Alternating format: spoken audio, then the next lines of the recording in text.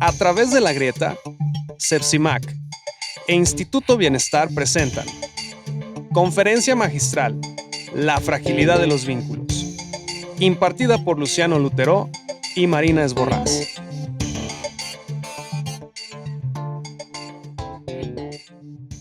A ustedes, muchísimas gracias a ustedes, a quienes organizaron, bueno, y a todos ustedes por estar de este lado. ¿Ahí se escucha bien? Sí. Bueno, y como decía Sergio, llegamos al final, ¿no? Y cuando pensábamos un poco los temas que íbamos a trabajar en esta conferencia, con Marina hace un rato decíamos, bueno, pero más que una conferencia va a ser una conversación, ¿no? Porque creo que cuando uno llega, por ahí podíamos empezar con una conferencia porque no nos conocíamos, era quizás ahí sí un tipo de trabajo más expositivo, ¿no? Pero llegados a este punto, después de haber trabajado durante 3 días, ¿no? Lo que mejor permite aprovechar el tiempo es tener un tipo de intercambio que sea más cercano al de la palabra conversada y eventualmente las preguntas y respuestas. De hecho, un poco en chiste decíamos con Marina hace unos minutos, titular esta conferencia La fragilidad de los lazos, en definitiva, o de los vínculos, ¿no? Digamos, podría hacer creer que hablamos de otra cosa en todos los días anteriores. No, en realidad es lo que venimos hablando desde el principio, ¿no? O sea, la idea de la fragilidad de los vínculos estuvo como criterio tanto cuando hablamos de crianza, cuando hablamos de adolescencia, cuando hablamos de adultos, ¿no? Bueno, en los podcasts, ¿no? O sea, venimos haciendo ese recorrido y en todo caso podemos pensar o conversar con Marina un poco más bien, ¿no? Acerca de, ¿no? Digamos, un englobamiento de lo que de lo que estuvimos charlando. Como una especie de cierre, ¿no? Exacto, sí, sí, sí. Sí, y privilegiar también el intercambio con ustedes en este espacio, ¿no? Para pensar justamente, más que una conferencia, pensar la conversación, que en definitiva es un tipo de vínculo también, ¿no es cierto? Yo por ahí por donde empezaría, ¿no? A mí me gustó mucho lo que trabajamos hace un momento en el podcast, ¿no? Y creo que también esto estuvo esbozado el día de ayer, ¿no?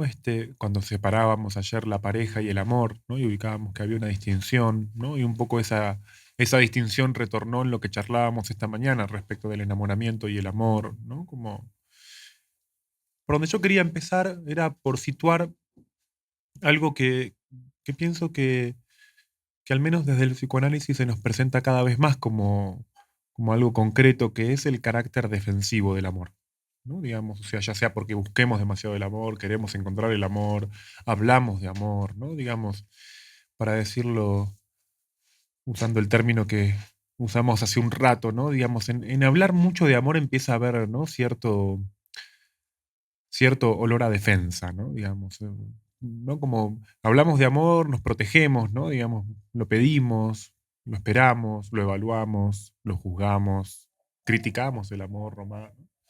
Hacemos un montón de cosas con el amor, pero eso no sé de hecho creo que al menos desde cierto punto de vista incluso podríamos decir que hoy en día, no quiero decir en nuestra sociedad, hablar de amor se volvió algo sumamente relevante, valioso, ¿no? Quiero decir, hace 100 años, ¿no? Digamos, que una persona de 40 años estuviera hablando de amor, se le decían, no, ya estás grande para eso, ¿no? Basta, ¿no? Como quedaba como si hasta era como medio infantil, inmaduro, ¿no? Como desvergonzado también, ¿no? Para nosotros el hablar de amor se extiende, ¿no? Se prolonga, ¿no? Y ahí es donde creo que, ¿no? En ese hablar de amor aparece cierto costado defensivo, ¿no? Porque, ¿no? Digamos, tendríamos que preguntarnos también de qué no queremos hablar cuando hablamos tanto ¿no? Al estilo del discurso resistencial de un paciente, ¿no? Que habla de muchas cosas para también a veces no hablar de otras cosas, ¿no? Que encubre y por ahí, ¿no? Digamos, durante toda la sesión habla de algo y cuando ya la sesión está concluyendo dice, bueno, pero hay algo, ¿no? Que no, como, y lo guardó para el final, lo deslizó incluso hasta en el camino de salida, ¿no? Como cuando ya se está por ir, ahí dice, bueno, y había algo de lo que no hablé, ¿no? Y ahí es que aparece, ¿no? Algo más relevante. También una aclaración preliminar es decir que pensar la fragilidad de los lazos no es suponer, no va a hacer un análisis comparativo de épocas, ¿no? En el sentido de que habría habido una época de vínculos fuertes, ¿no? Digamos, siempre el vínculo fue un problema, ¿no? Siempre fue difícil, me parece, ¿no? No es que antes era mejor y ahora es peor, o que antes era peor. No creo que esos dos movimientos son igualmente equivocados, ¿no? Creer que antes era mejor y ahora es peor, o creer que antes era peor y ahora es mejor, ¿no? Digamos, el ahora es mejor en el sentido de somos más libres ahora, ¿no? Como creo que si tiene un costado doloroso la libertad conquistada en estos años es que, ¿no? Digamos, la libertad que conquistamos es absolutamente solitaria, ¿no? Digamos, o sea, somos libres, ¿no? Como uno podría decir, ¿no? Digamos, sos libre de hacer lo que quieras, sos libre de elegir tu destino, pero porque a nadie le importa, ¿no? Digamos, o sea, uno le agrega ese pedacito y ya tu libertad que parecía algo maravilloso, ¿no? Como a nadie le importa tu destino, ¿no? Como, bueno, no, quizás hay alguno que alguna vez, ¿no? Como, pero en términos generales, ¿no? No escandaliza, ¿no? Digamos, ya nada escandaliza, ¿no? Podés irte, decir, bueno, no, voy a dejar todo y me voy a ir a tal lugar, ¿no? Como dice una famosa serie, ¿no? Argentina que se llamaba Ocupas, ¿no? Donde de repente alguien hace uno de esos actings diciendo, bueno, y me voy a ir y qué sé yo, ¿no? Como y otro le responde, bueno, anda Anda, máquina, máquina, nadie te detiene. nadie te detiene, ¿no? O sea, nadie te está diciendo, ¿no? Como ya el acting de miren que me voy a ir, miren que esta vez es en serio, qué sé yo, ¿no? Haz lo que quieras, ¿no? ¿Cómo?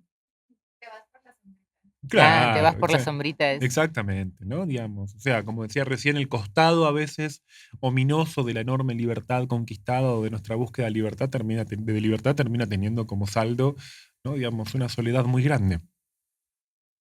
Y creo que ese es un buen punto para ingresar en la fragilidad, ¿no? Digamos, no porque, como decía antes, la soledad sea una experiencia novedosa, ¿no? Digamos, no es que, de hecho, recuerdo textos de Klein, ¿no? Como, bueno, el artículo de Klein, El sentimiento de soledad, que es un texto muy, muy, muy bello, ¿no? También el texto de Winnicott sobre la capacidad de estar solos, ¿no? O sea, ¿no? Como uno debería hacer una distinción ahí de términos y plantear, bueno, no es lo mismo estar solo, ¿no? De hecho, le presto especial atención a las preposiciones en ese punto, ¿no? Digamos, no es lo mismo estar solo, no es lo mismo estar a solas, no es lo mismo estar en soledad, no es lo mismo ser solitario, ¿no? Digamos, son todas cosas que no se podrían como plantear de la misma forma. Al mismo tiempo sabemos que es posible que estemos rodeados de gente y nos sintamos solos, ¿no? Digamos, el sentimiento de soledad, como lo llama Klein, es independiente de estar con otros o no, ¿no? Como dice la canción de Calamaro que dice, ¿no? En el fondo estamos solos en un desierto de gente, ¿no? Como podemos estar rodeados de un montón de personas y sin embargo, ¿no? Digamos, que eso no nos haga, ¿no? También puede ser que busquemos estar con otras personas para evadirnos, para escaparnos de nosotros mismos, ¿no? Digamos, quien de alguna forma se pierde en los vínculos, como se dice. Ese es otro costado de la fragilidad también, ¿no? El perderse, el fusionarse, el meterse en los vínculos de una manera que no implique ningún tipo de realización o aporte a esos vínculos. Por eso decía, ¿no? No podemos pensar la soledad solamente como algo aislado. Bueno, de hecho, sin ir más lejos, tenemos también el mecanismo psíquico de aislamiento, ¿no? Hay personas que, de hecho, muchas personas dicen eso hoy en día, ¿no? Que de a ratos necesitan aislarse un poco, ¿no? Digamos, y uno no podría decir que ese mecanismo es solamente defensivo, ¿no? Digamos, que es una forma a veces de recuperar cierta intimidad, ¿no? En el sentido de reencontrarse, de volver a uno mismo. Sí creo que es claro que en cualquiera de estos niveles el vínculo o el encuentro o el lazo con el otro es una atención, ¿no? En el doble sentido, ¿no? Es tenso y al mismo tiempo exige una atención, ¿no? Digamos, incluso en la situación en la que estemos más cómodos con alguien, ¿no? El registro más simple de estar con alguien es el de la comodidad, ¿no? Qué tan cómodos estamos, ¿no? Vieron que hay personas con las que nos sentimos muy cómodos, ¿no? Digamos, y eso sin duda es muy aliviante, ¿no? Cuando te sentís cómodo con alguien, ¿no? Sentís que te podés extender incluso en la realización de esa persona, ¿no? Digamos, se afloja el cuerpo, ¿no? Quiero decir, ¿no? Podés proyectarte, ¿no? Si el cuerpo es una proyección, ¿no? Como decía Freud, el cuerpo es ante todo una superficie, ¿no? Digamos, nos proyectamos corporalmente, ¿no? Digamos, estamos cómodos, charlamos, ¿no? Como la conversación fluye más también, ¿no es cierto? Y después, ¿no? Puede haber, ¿no? Digamos, otras personas con las cuales, ¿no? Rápidamente nos despierten algún tipo de rigidez, ¿no? Digamos, vieron que a veces eso se traduce cuando se habla de química, ¿no? Si hay química entre las personas, ¿no? Como si hay algún tipo de, no sé cómo lo dicen también, si no es química, conexión, claro, estamos conectados, ¿no? Sí, hay otras expresiones que son más graciosas, algunas, ¿no? Me acuerdo como, bueno, buena vibra también, ¿no? Si vibramos, ¿no? Como En la parecido. misma sintonía. Sintonía, exactamente, la sintonía, ¿no? Digamos, bueno, eso muestra como un registro que, ¿no? Que es importante. Sin que deje de haber en última instancia algún aspecto de relativa incomodidad, ¿no? Porque, ¿no? Sabemos que incluso la comodidad, ¿no? Es sobre cierta superficie hasta cierto punto, ¿no? A veces alcanza un pequeño gesto para ponernos incómodos, o una mirada, ¿no? Digamos, no, con muy poco se recupera la dimensión de la incomodidad. O sea, quiero decir, la comodidad siempre está, si hay una tensión en todo vínculo es porque está a dos aguas de la comodidad y la incomodidad, ¿no? De hecho, creo que eso que nombro incomodidad es una de las formas actuales del síntoma histérico, o mejor dicho, de la histeria todavía como sensibilidad colectiva. Por ahí ya no hay tantos síntomas histéricos propiamente dichos, pero si en el fondo nuestra sensibilidad tiene cierta condición histérica es porque registra eso, ¿no? Qué tan cómodos estamos, ¿no? Digamos, no hay nuestra entrega a una situación, ¿no? Digamos, nuestra permanencia en un lugar, ¿no? Cualquier cosa que nos acerque a otros o nos distancie, ¿no? Digamos, va en ese registro, ¿no? Digo, ya no tenemos grandes síntomas histéricos, ¿no? Del estilo, ¿no? Digamos, nadie entra acá y si se siente incómodo, ¿no? Digamos, empieza a tener convulsiones, ¿no? Digamos, podría haber alguien, pero, digamos, o tiene una parálisis, ¿no? O un desmayo, ¿no? Bueno, alguien dice, me siento un poco incómodo, o sea, me voy a ir yendo, estoy un poquito incómodo, mejor me voy a ir, ¿no? Como, ¿no? Se resuelve más por esa vía, ¿no? Pero digo, en última instancia, el encuentro con otro tiene esa dimensión profunda de sensibilidad donde todavía funciona ese registro mínimo que es el de qué tan cómodos estamos. Y así como hace un momento hablábamos en relación al enamoramiento respecto de lo difícil que es permitir que lo que no nos gusta sea parte de la experiencia, yo creo que hay un punto en el que la fragilidad actual de los vínculos no es porque los vínculos sean frágiles en sí mismos, sino porque la tolerancia a lo incómodo es cada vez menor. O sea, nuestro umbral de incomodidad, ¿no? Digamos, es cada vez más alto, ¿no? Digamos, nos sentimos, no estamos acostumbrados. De hecho, bueno, un poco creo que también si las tecnologías tuvieron algún tipo de incidencia en la formación de subjetividad en los últimos años es porque llevaron mucho la sensibilidad para el lado de que solamente te guíes y te orientes con lo que te gusta, ¿no? Digamos, a vos seguís lo que te gusta, ¿no? El algoritmo te empieza a poner en relación con lo que te gusta, ¿no? Como y expulsa lo que no te gusta, ¿no? Digamos, esta es una de las formas en que retorna a eso que Freud llamaba el yo de placer purificado, ¿no? Digamos, donde todo lo que me gusta es bueno, todo lo que no me gusta es malo, ¿no? Rápidamente se produce, salud, se produce ese juicio negativo, ¿no? Un juicio valorativamente negativo, ¿no? Digamos, o de un juicio de negación se desprende un juicio negativo, ¿no? Digamos, yo puedo decir que algo no me gusta, ¿no? De hecho, creo que algo no me gusta es lo más parecido a la indiferencia, ¿no? Digamos, estoy tomando vino, alguien viene y me dice, ¿querés tomar no sé, un gin ahora? No, digamos, no, no me gusta, ¿no? Pero no. Otra cosa es decir, es una porquería, ¿no? Digamos, ese es el punto en el que se pasa, ¿no? Del juicio de negación a un juicio negativo, ¿no? Digamos, yo creo que ahí se instala, ¿no? Una de las formas de pensar la fragilización de los vínculos, pero no porque haya vínculos que son frágiles, ¿no? Sino porque se vuelven frágiles desde adentro, por nuestra disposición sensible a esos vínculos, ¿no? Por nuestra intolerancia a la incomodidad, porque rápidamente lo que no me gusta se vuelve algo malo, porque empezamos a funcionar con un estilo subjetivo que es el de la decisión, ¿no? El de la decisión defensiva. O sea, no es eso que me incomoda, me sintomatiza, sino que es eso que me incomoda no me lleva hacia el síntoma, me lleva más bien hacia una decisión yoica. Y por lo tanto, ¿no? Digamos, una decisión que se elabora proyectivamente, ¿no? Como decía recién, no es que no me gusta, es que es una porquería. No es que no pienso igual que esta gente, es que ellos piensan mal, ¿no? Digamos, y sabemos que ese uso proyectivo genera, ¿no? Digamos, no una paranoia en el sentido estructural del paranoico psicótico, sino una paranoización de la experiencia, ¿no? Digamos, de vivir proyectando, vivir pensando paranoicamente, estar a la defensiva, siempre esperando que pase lo peor, siempre no sabemos si el otro va a responder o no, va a estar a la altura de lo que se acordó, ¿no? Digamos, nos vivimos juzgando anticipadamente, ¿no? ¿Se entiende lo que estoy diciendo? En ese punto, ¿no? Digamos, nuestra disposición en el encuentro con el otro, en términos generales, ¿no? Digamos, no es muy positiva ni amable.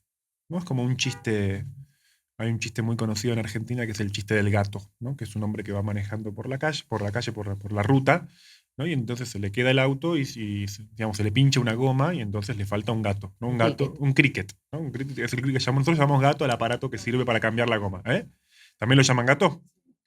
Este, o sea, una de las pocas palabras que tenemos en común argentinos y mexicanos no sabemos por qué se llama así, ¿no? O sea, el gato que llamamos gato no sabemos por qué, porque es negro y tiene una cola, será por eso, ¿no? Como, Se podría llamar ¿eh? perro.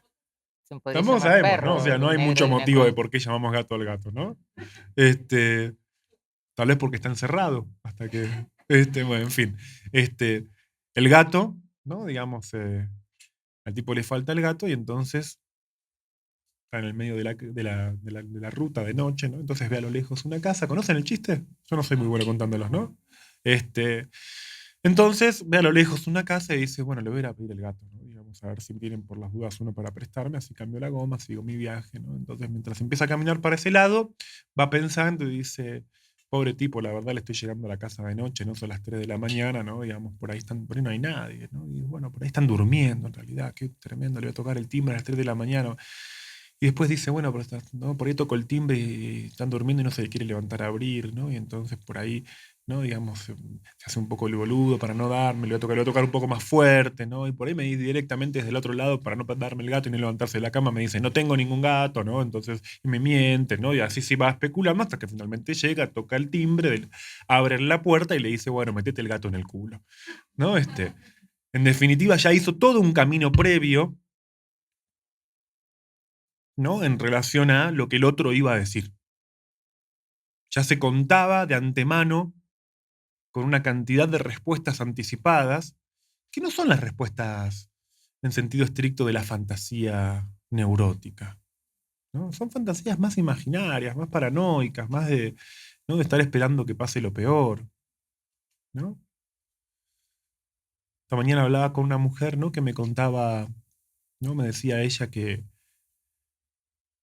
le tenían que hacer una resonancia de columna a su mamá, ¿no? Entonces me dice, por suerte salió todo bien, ¿no? Entonces yo le pregunto, ¿por qué por suerte? ¿No? Este, no, bueno, me dice, porque, ¿no? La verdad que es un alivio, ¿no? Como, yo me quedé pensando y le pregunté de vuelta, pero ¿por qué por suerte? ¿No? Digamos, si estaba la posibilidad de que ir, ¿no? O sea, ya eso supone que vos esperabas, ¿no? De repente uno dice por suerte, creyendo que la suerte, ¿no? Digamos, como si la suerte fuera un milagro. Qué suerte que no pasó nada malo, pero si podía no pasar nada malo. ¿No? Uno termina llamando suerte, ¿no? Como si fue gracias a Dios, ¿no? Digamos, a algo que en realidad era una chance más. Pero lo que explicaba eso, ¿no? Era más bien la dificultad de llegar a. Nadie llega por lo general al momento en el que tiene que encontrarse con algo diciendo, bueno, a ver qué pasa. ¿No? Todos tenemos algún tipo de precaución. En otro momento sintomatizábamos eso. ¿No? Digamos, en algún momento puede ser que alguien llegara, como decía el otro día, a la instancia de rendir el examen, ¿no? Y se quedara dormido, síntoma.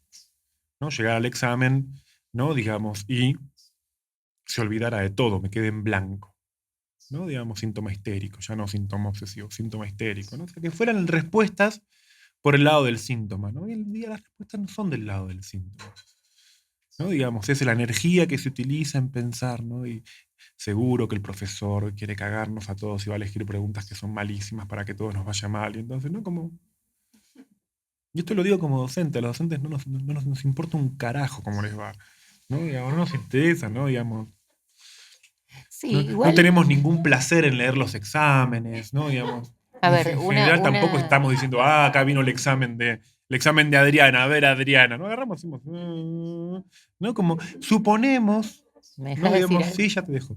En ese punto de expectativa anticipada, ¿no? Siempre suponemos un otro malo. Y yo creo que ese es uno de los grandes problemas de la fragilización de los vínculos. No porque los vínculos sean frágiles, sino porque nuestra disposición anímica para vincularnos tiene un fuerte componente paranoide.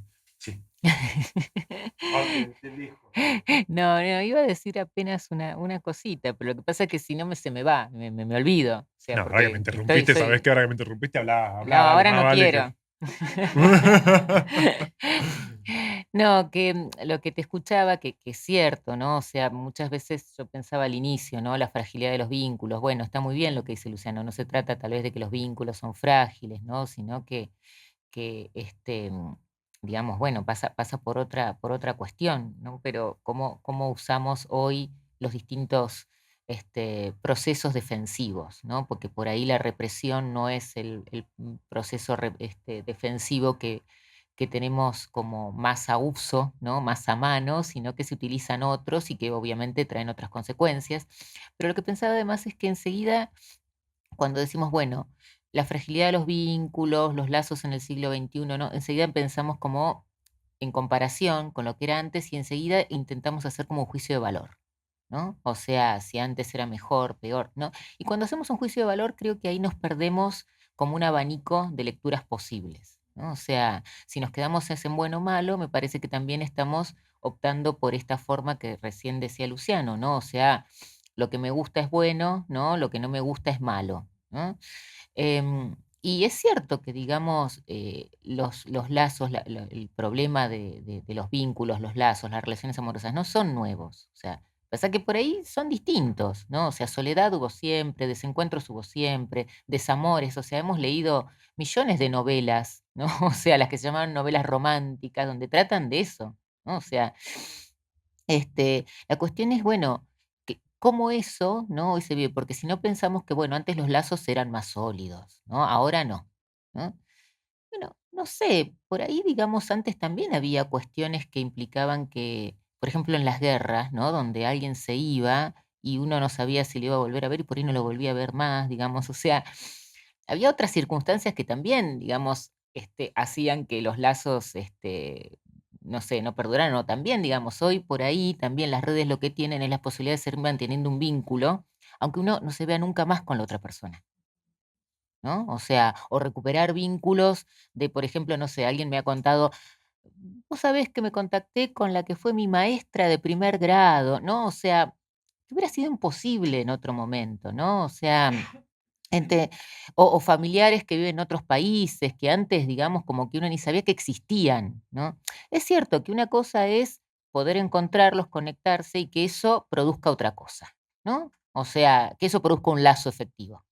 Digamos, uno puede tener a alguien en las redes y saludarlo para las fiestas y punto, ¿no? O sea, eso no genera un lazo necesariamente, pero posibilita, ¿no? O sea, posibilita que tal vez sí se genere, ¿no? O sea, no garantiza, ningún lazo está garantizado de antemano, ¿no? Em, otra de las, y lo que decías, ¿no? De estas formas como más paranoides, ¿no? Respecto del otro, que enseguida surgen como estas denuncias, ¿no? Y reivindicaciones o estas fantasías de que el otro, bueno, es lo típico del, ay, estoy por estornudar.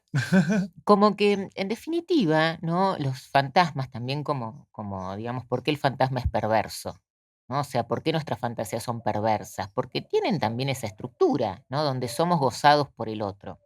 Ahora una cuestión, una diferencia, digamos, somos gozados en el sentido de, bueno, somos cagados, somos maltratados, somos pegados, pegan a un niño, ¿no? O sea, la matriz de lo que sería el fantasma en la obra freudiana, ¿no? Como aparte de eso está erotizado, ¿no? Porque hay erotismo ahí, cuando decimos, bueno, hay erotismo en eso, no es que no hay, ¿no? Ahora, este fantasma perverso, una cosa es que las fantasías perversas, ¿sí? Se repriman y de eso, digamos, se produzca como efecto un síntoma, y otra cosa es que aparezcan de este modo proyectivo, ¿no? O sea, ahí está la diferencia. Digo, fantasías perversas hubo siempre. O sea, no es que antes no había, ¿no? De hecho, ese chiste que cuenta Luciano es muy viejo, ¿no? O sea, digo, el chiste del gato, no es de ahora, es un chiste que ya tiene muchos años. O sea que vos ya estás grande, pero ¿Sabes? este, Eso me estabas diciendo. pero digo, bueno, a ver, la estructura de la fantasía es esta, ¿no? O sea, ahora una cosa es que eso, digamos, como que establezca un lazo con el otro a nivel sintomático, donde ya se juega el conflicto, el deseo, ¿no? O sea, la división subjetiva. Y otra cuestión es como la certeza que da, ¿no? O sea, mi idea de que el otro me va a lastimar, me va a cagar, me va a hacer, porque eso aparte termina generando como lo que se llaman las profecías autocumplidas, ¿no? O sea, que efectivamente, ¿no? O sea, pero porque cuál es la participación de uno en todo eso, ¿no? Donde al final el otro ni siquiera tiene que hacer nada, es una pieza, un engranaje de mi fantasma, ¿no? De mi fantasía, digamos, ¿no? Este, entonces digo que tal vez sí, por ahí hoy, ¿no? Más que resolver esas cuestiones, resolver, porque bueno, en definitiva un síntoma siempre es una solución de algo, aunque se demuestre ineficaz, ineficiente, aunque traiga sufrimiento, resolver, ¿no? A través de una proyección paranoide no es lo mismo que resolver sintomáticamente, ¿no? O como decía Luciano, a través de estas escisiones yoicas, ¿no? No es lo mismo que la división subjetiva, la escisión del yo, ¿no? Sí, yo creo que esa es una de las. Ese es uno de los desafíos de la práctica psicoanalítica en este momento, ¿no? Digamos, en algún momento se hablaba de la clínica del goce o la clínica del deseo, ¿no? Y bueno, que en Lacan había primero una clínica del deseo, después una clínica del goce, ¿no? Pero bueno, siempre ahí aparece el intento de periodizar o de marcar una diferencia para situar una novedad, ¿no? Y yo creo que actualmente la forma que toma esa distinción no es entre lo que decía Marina, ¿no? Recién como la división del sujeto, ¿no? Una clínica del conflicto psíquico y una clínica que no es del conflicto psíquico, sino que es, ¿no? De la decisión del yo y por lo tanto del impacto en el vínculo o en los vínculos de ese componente proyectivo no integrado, ¿no? O sea, donde creo que tal vez en cierto punto, no sé cómo lo viven acá, pero en Argentina era muy común, o fue siempre muy común que tuviera poco lugar, ¿no? La psicología del yo norteamericana, ¿no? Digamos, nuestras referencias siempre fueron más el psicoanálisis alemán, el psicoanálisis inglés, el psicoanálisis francés, ¿no? Y la escuela más del self norteamericana, ¿no? Como, no sé, autores como Kohut, por ejemplo, ¿no? Digamos, muy poco considerados, ¿no? Yo los empecé a leer hace un tiempo, ¿no? Y me resultan muy interesantes, ¿no? Cuando me parece que efectivamente, o si no, Otto Kemberg, ¿no? Digamos, por ejemplo, también, ¿no? Digamos, yo creo que hay una clínica tradicional, ¿no? Que podríamos nombrar, ¿no? Digamos, clínica del sujeto, y después está esa otra clínica que, como decía Marina recién, podríamos llamar de la decisión del yo, pero también como de la personalidad, ¿no? Como de cuando lo que vemos que hay personas que no tienen conflictos psíquicos, ¿no? Más bien tienen personalidades, ¿no? Para mí cobra un sentido la palabra personalidad en ese sentido. Desarrolló una personalidad, ¿no? Tiene una personalidad. ¿No vieron que hay personas que dicen, yo tengo una personalidad adictiva? ¿No? Como, que no es lo mismo que una persona que tiene una adicción, ¿no? Digamos, una cosa es una persona que tiene una adicción, podríamos pensarlo así, ¿no? Y en efecto, ¿no? Digamos, está dependientemente enlazado a un objeto, ¿no? Pero quien tiene una personalidad adictiva no es un adicto. Tiene una personalidad adictiva, ¿no? Y hoy son las drogas, mañana es una pareja, pasado es el psicoanálisis y así, ¿no? Digamos. Porque en definitiva ¿no? Digamos, no tiene la fijeza que tiene el adicto con su objeto, ¿no? Quien tiene una personalidad. La persona que busca desesperada el amor es una personalidad también, ¿no? Porque sabemos que no hay prácticamente, no busca un lazo, no busca encontrarse con alguien y que eso modifique su vida, ¿no? Digamos, busca el amor, porque eso, sos una persona que busca el amor, punto, ¿no? Digamos. Y entonces, ¿no? Desarrolla una personalidad en torno a eso y va pasando por vínculos y entonces ahora sale con este, después con este, después con este, después, ¿no? Y va que y sufre por todos y al mismo tiempo, ¿no? Digamos, va, ¿no? Como es una personalidad. La personalidad en el sentido más etimológico del término, ¿no? Como una coraza, como una máscara, ¿no? Como una gran formación reactiva que cubre todo el ser de alguien, ¿no? Y que muchas veces yo creo que la forma en que se manifiesta esa personalidad en nuestra práctica es en la fuerte insistencia de la voluntad, ¿no? Donde puede ser que entonces el analista marque alguna situación como conflictiva y la respuesta sea, bueno, pero yo quiero tal cosa. ¿No? Digamos, o sea, hay ahí un yo quiero que, el yo quiero que es volitivo, ¿no? Es de la voluntad, pero yo quiero tal cosa, ¿no? Digamos, me refiero que siempre nos encontramos a nivel de la personalidad donde nos encontramos con alguien capaz de decir yo quiero y que eso sea inconmovible, ¿no? Digamos, la clínica del sujeto empieza en el punto en el que, ¿no? Frente a lo que queremos decimos, no sé, o me doy cuenta que quiero esto y después digo, yo quería esto, lo quiero yo o lo querían mis viejos. ¿Lo quiero yo o lo quiero porque? No, bueno, es porque si es la clínica del deseo, es la clínica en la que el deseo es el deseo del otro. Entonces, cada vez que digo quiero, se rompe el yo, pierdo el yo. Ahora, ¿no? Ese yo quiero tan potente, propio de la personalidad. ¿Cómo? Claro, exacto. Ahora, ese yo quiero tan potente, ¿no? Que se nos presenta hoy en día, ¿no? Digamos, muestra, me parece, una enorme. A diferencia de lo que podría creerse, sé que ese yo quiero tan potente es un yo fuerte, ¿no? Digamos, es más bien el indicador de la mayor fragilidad del yo.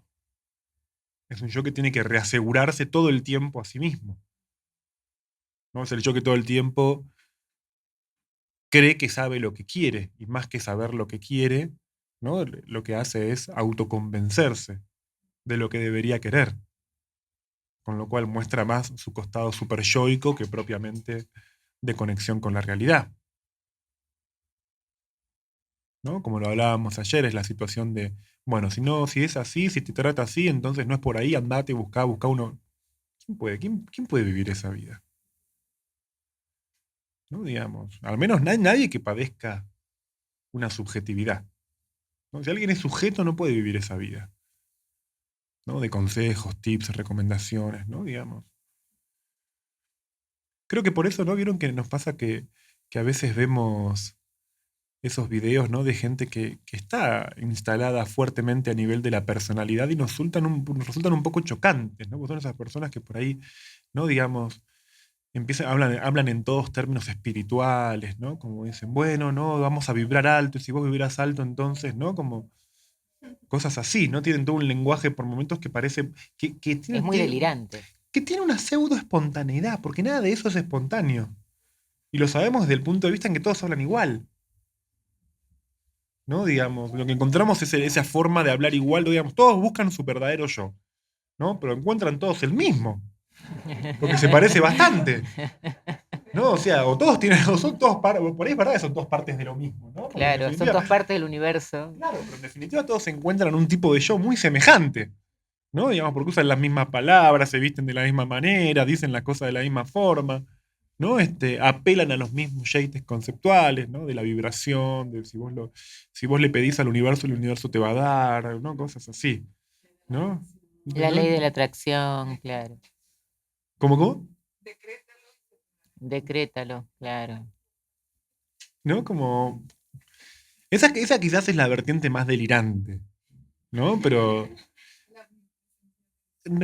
pero claro, ¿no? Nosotros cuando empezamos a ver esa vertiente más delirante es como la punta de un iceberg, ¿no? Digamos, a eso me refiero, ¿no? Cuando hablo de ese tipo de personalidad, ¿no? Que es el resolver o la forma de posicionarse respecto de la realidad, ya no en términos de conflicto o del vínculo, ya no en términos de conflicto, sino de forma reactiva. ¿no? Yo creo que no es que, como decía Marina recién, ¿no? Los vínculos sean más frágiles hoy porque, ¿no? Digamos, sino que son frágiles por nosotros, por nuestra propia disposición anímica para vincularnos. Porque recurrimos mucho más a respuestas reactivas que sintomáticas.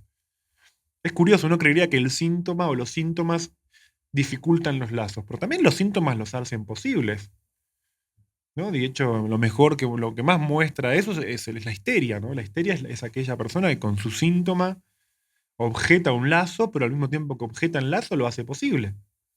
¿No? Ese era el modelo vincular, diríamos, del siglo XIX, siglo XX, ¿no? Lo que me separa me une. Mm.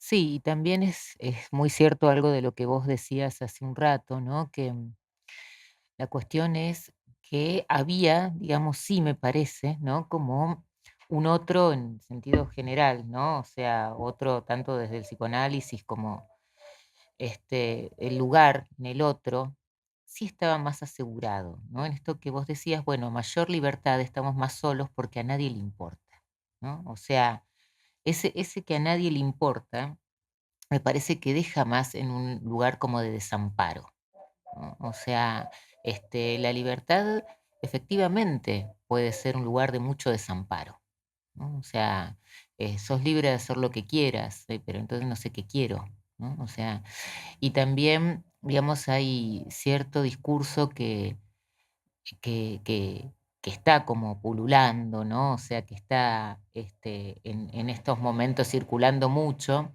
y es también como apelando a la voluntad, pero a la vez esto de, bueno, para amar a alguien te tenés que querer primero vos mismo, ¿no? O sea, como muy de autoayuda tal vez, ¿no? O sea, en relación a lo que por ahí Luciano mencionaba hace un rato respecto de la soledad, que es cierto que de todas formas es distinto, ¿no? Estar solo y hay gente que la pasa bien solo, como que y después se puede encontrar con alguien, otros que lo padecen mucho, ¿no? Esto de estar a solas, estar en soledad, hay gente, personas que necesitan estar todo el tiempo haciendo algo, ¿no? Porque si no se angustian, porque en el momento en que se quedan solos sienten mal, hay gente que se siente sola incluso estando con mucha gente, ¿no? O sea, con su pareja, hijos y demás, entonces tiene que estar siempre también haciendo algo porque se siente solo.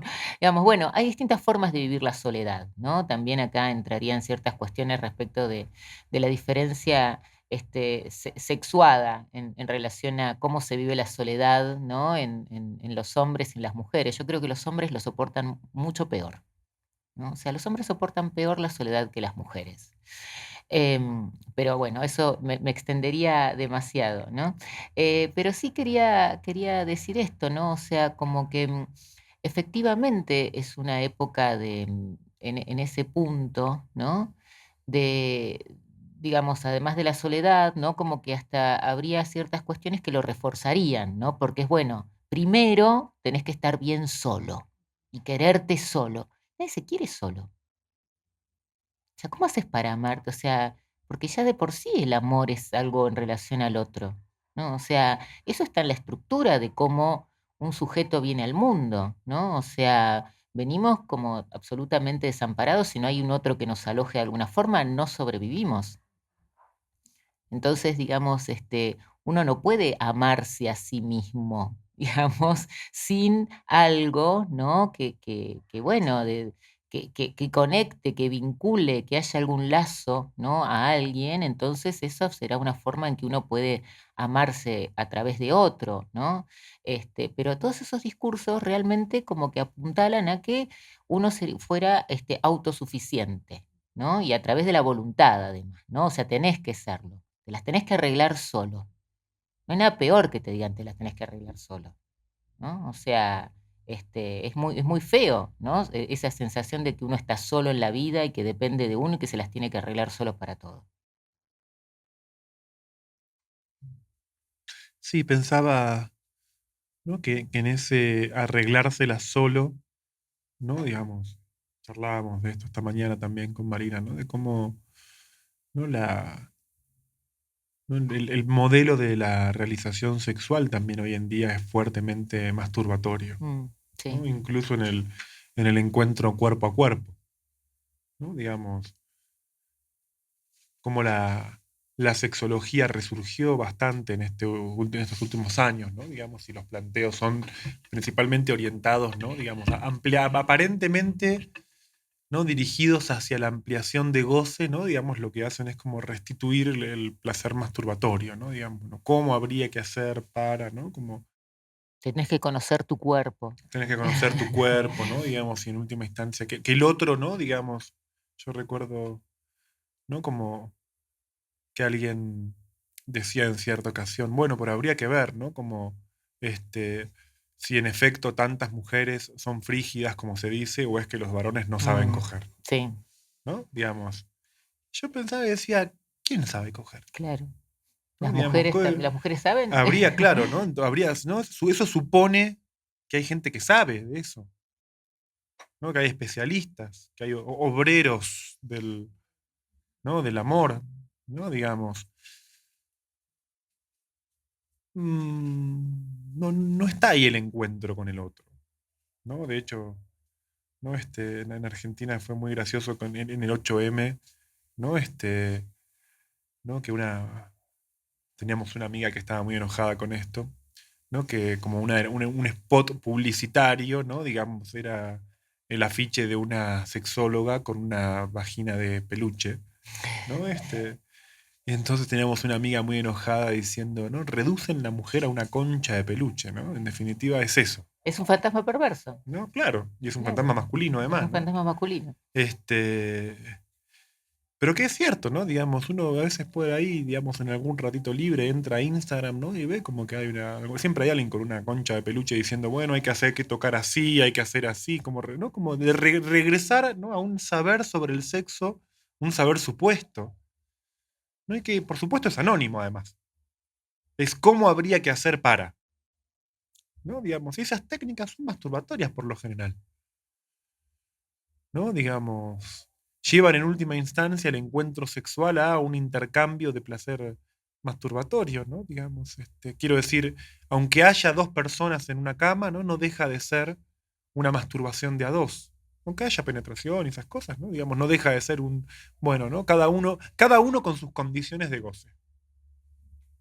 Yo te expongo mis condiciones de goce, vos me das las tuyas, ¿no? Y lo que hacemos es intercambiar, ¿no? Mercantilmente goce, ¿no? Digamos, y así como antes hablábamos del amor, ¿no? Ahora podríamos decir, ¿no? Queda reducido a eso. Yo creo que justamente la pregunta de Freud es totalmente diferente, ¿no? Digamos, de hecho, Freud descubre, se da cuenta que en última instancia hay algo completamente autoerótico, incluso en la utilización del cuerpo del otro, ¿no? Digamos, sin duda, no hay diferencia entre masturbarse con un objeto, una mano o un cuerpo, ¿no? Digamos, pero la pregunta de Freud es mucho más potente. La pregunta acerca de la sexualidad en Freud es una pregunta acerca de cómo surge un erotismo a partir de otro cuerpo. No es la pregunta por la satisfacción de mi autoerotismo con otro cuerpo. ¿Cómo es que, no podríamos decirlo así, seres autoeróticos como los humanos eventualmente encuentran en otro cuerpo la fuente de su erotismo?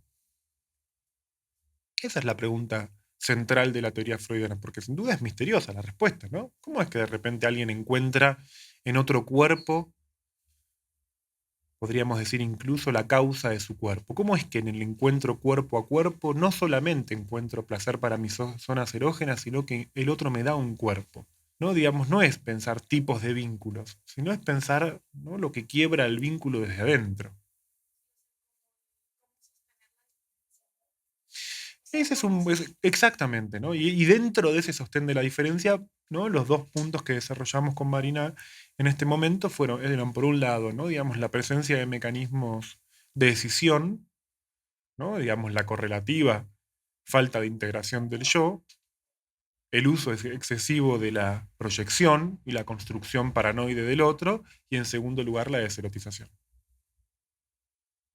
¿no? Digamos, si hay algún tipo de respuesta, ¿no? Como general que podamos dar, ¿no? Digamos, serían esos dos elementos. Que fíjense que son los dos elementos que trabajamos en las distintas charlas también de estos 3 días, ¿no? Cuando hablamos de los padres e hijos, cuando hablamos de adolescentes, ¿no? Cuando hablamos en última instancia también de los adultos, ¿no? Digamos, las distintas figuras que fuimos desarrollando estaban asociadas sobre todo a la pérdida de erotismo, ¿no? O también a esa desagregación yoica. Por eso yo pienso, ¿no? Que ese es un tema al que tal vez tengamos que volver y pensar mejor, ¿no? Digamos, me refiero a cuáles son las condiciones yoicas de la experiencia, ¿no? Digamos, al hablar de las condiciones yoicas de la experiencia, ¿no? Por ejemplo, lo hablamos cuando hablamos de la adolescencia y el periodo de latencia, ¿no? O sea, esa era una forma de hablar de eso, ¿no? O sea, no alcanza, hoy no alcanza con decir, bueno, ¿no? Digamos, un niño de repente tiene la pubertad y con la pubertad llega a la adolescencia, no, porque necesitamos la latencia, ¿no? Digamos, no alcanza con que dos personas se gusten para que se enamoren, no, porque hace falta también incorporar lo que no nos gusta del otro para que, de hecho lo decíamos hace un rato cuando hablábamos de la ilusión de creer que nos enamoramos de lo que nos gusta, ¿no? O lo decíamos también en la relación entre padres e hijos, a propósito del ideal de ser buenos padres.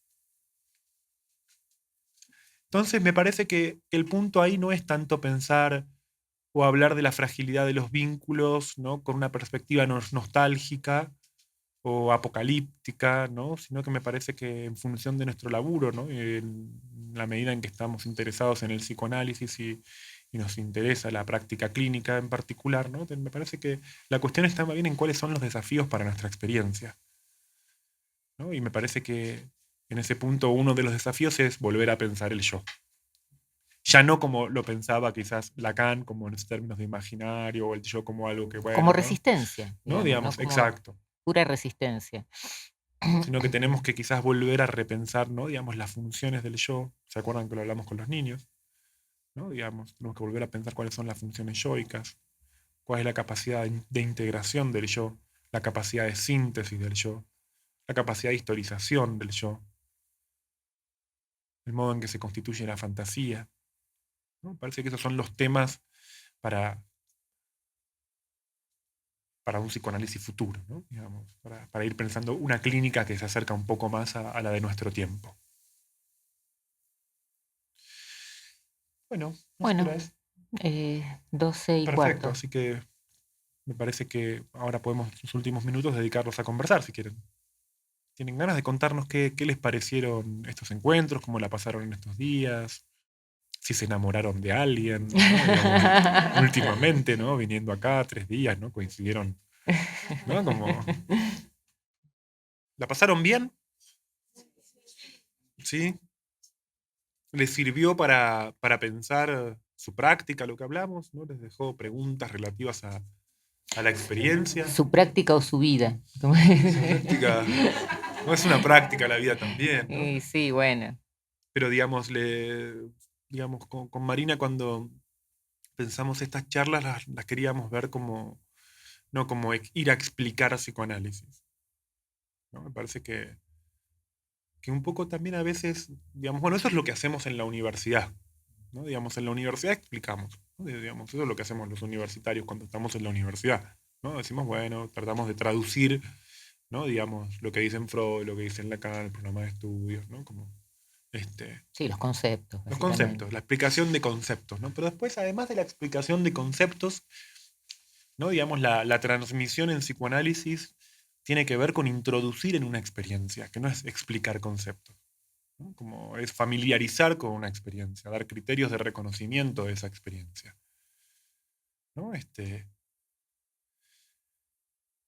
Creo que la mejor forma de situar eso a veces es cuando uno dice, bueno, no entendí muy bien, pero es por acá, ¿no? Como, sí, pero no entendí muy bien, pero me hace sentido, ¿no? O me ilumina o digamos, me permite como pensar un ejemplo personal, o de una forma más sencilla, ¿no? Cuando alguien nos explica algo, ¿no? Digamos, es una actividad o la respuesta que tenemos es puramente intelectual, ¿no? Ahora cuando se produce un efecto de transmisión, por lo general, ¿no? Digamos, no solo entendemos, sino que se nos van ocurriendo situaciones, ¿no? Uno de esos se llama resonancia, ¿no? Digamos, entonces a partir de lo que alguien dice, uno dice, ah, sí, ahora me acuerdo de la vez que, me acuerdo de cosas, me acuerdo de, ah, ese hijo de puta, ese desgraciado hizo eso, ¿no? Como decimos ese tipo, ¿no? Como uno abrocha, ¿no? Bueno, un poco una experiencia de insight, ¿no? Digamos, la de la transmisión, ¿no? Nosotros esperamos bueno, al menos nos propusimos o nos proponemos cuando no damos clases en la universidad, ¿no? Digamos, o cuando hablamos en un lugar que no es universitario, ¿no? De que sea efectivamente, ¿no? Digamos, de este tenor, ¿no? Digamos, creo que incluso el psicoanálisis hoy por momentos se volvió muy teórico, muy explicativo, ¿no? Digamos, qué es lo que un amigo mío decía el otro día, algo así como, digamos, el tema no es qué quiso decir Freud, el tema es qué te hace decir Freud, ¿no? Digamos, ese es el punto. Un buen lector de Lacan no es el que Parece quiere a- entender qué te quiso decir, o qué quiso decir Lacan, qué sé yo, quizás ni Lacan sabe qué quiso decir. no me importa lo que Freud hizo con su vida, importa lo que Claro, hizo con la mía. claro. No, bueno, pero eso te empuja a vos a decir algo, ¿no? Como, bueno, si te empujó a decir algo, estás en una cadena, no estás en una serie, no estás en una experiencia, ¿no? Digamos, porque el psicoanálisis sobre todas las cosas es eso, es una experiencia de la que somos parte todos los que practicamos, o ya sea porque nos toca el lugar del analista y también el de analizantes eventuales, ¿no? En ese punto, ¿no? A veces nos toca más el lugar de analizantes que el de analistas también, ¿no? En determinados momentos, pero eso introduce en una experiencia, ¿no? De hecho, es lo central, no solamente en la transmisión o en la enseñanza del psicoanálisis, sino también en quienes nos consultan, ¿no? Quien nos consulta, ¿no? Digamos, tiene que entrar en una experiencia, ¿no? No tiene que entender el psicoanálisis. Nosotros no le pedimos a un paciente que entienda el modelo teórico con el que trabajamos. Exactamente, ¿no? Digamos, sí, esperamos que entre en una experiencia, la del psicoanálisis.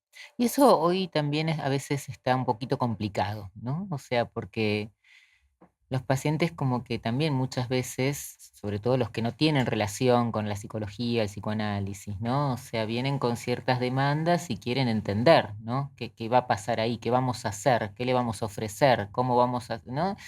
Y a veces es difícil poder, digamos, como, eh, nada, hacerles, digamos, entender, no es entender, ¿no? Pero como, bueno, introducirlos en el dispositivo, ¿no? Y que explicarles que, bueno, que se irá viendo, ¿no? Que se irá viendo si, qué sé yo, si esa experiencia les va resultando, ¿no? Que no hace falta que entiendan lo que pasa, que no hace falta que pueden como prescindir un rato, ¿no? Del yo, la conciencia, la voluntad, el saber, la intelectualización. Muchas veces eso está como un poco complicado hoy en día, ¿no? Cuando la gente quiere como enseguida, bueno, vengo acá, le pago, usted deme una solución, ¿no? O sea, o al menos dígame cómo me va a solucionar esto, ¿no? O sea, ¿en cuánto tiempo? ¿Tiempo tengo que venir acá a pagar a verlo a usted? ¿Para qué? Para hablar nada más y que con eso, ¿qué hago? Voy y hablo con un amigo, o sea, ¿no? O sea, claro, claro. ¿Y ahora qué hago con esto? ¿No? O sea, cuando se produce, ajá, ¿y qué hago con esto? ¿No? Trae un sueño, bueno, se dice algo, bueno, muy bien, ¿y ahora qué hago? O sea, este, no tengo ni idea, no, la verdad no tengo ni idea, ¿no? Es muy raro, porque en realidad uno no tiene ni idea, o sea, es muy raro ir a pagarle a alguien para que te diga no tengo ni idea, ¿no? Eso es el psicoanálisis. Vamos a hablar con gente que no tiene ni idea. Sí, que no quita que a veces igualmente por algunas situaciones haya que, ¿no? Como decía, sí, no, bueno, pero, ¿no? Digamos, cierta, ¿no? Porque es verdad que en algunos pacientes es muy ansiógeno eso, ¿no? ¿No? Y los tiempos y el modo de digamos, no es que, como todo lo que es introducir en una experiencia, ¿no? Es como andar en bicicleta, ¿no? Alguien puede ayudarte o te puede tirar de un barranco, ¿no? Digamos, y que te rompas, o a nadar, ¿no? Digamos, sería creer que también introducirte en la experiencia de la natación es que te empujen de la pileta y te dicen, bueno, y ahora nada, ¿no? No. ¿No? Digamos, también hay tiempos, ¿no? Y quizás cuando hablaba recién de pensar el yo, y pensar las modificaciones del yo, ¿no? Digamos, en definitiva es también situar, ¿no? Digamos, los tiempos que requiere introducirse en una experiencia, ¿no? En el sentido de que a veces alguien consulta y puede ser que pasen años hasta que inicie su análisis. ¿no? Digamos, creo que cada vez es más claro todo el trabajo preliminar que tenemos que hacer para que alguien empiece su análisis. Lo cual quiere decir que no se puede analizar de cualquier manera, ni cualquier cosa, ni en cualquier condición.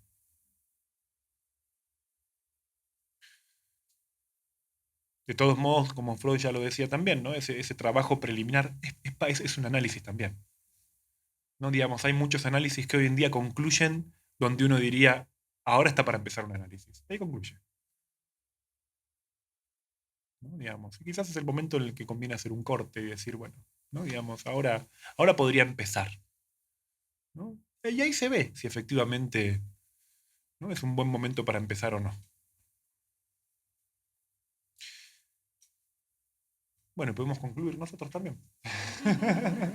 Porque ya estaríamos empezando a hablar otra cosa y en todo caso eso lo Sí, dejamos me parece que ya para una estaríamos, próxima ocasión. sí, llevando el tema hacia otro lugar. Así que bueno, sí, podemos terminar, ¿no? Antes de empezar a hablar de otra cosa. Bueno, Bueno, Muchísimas gracias. gracias.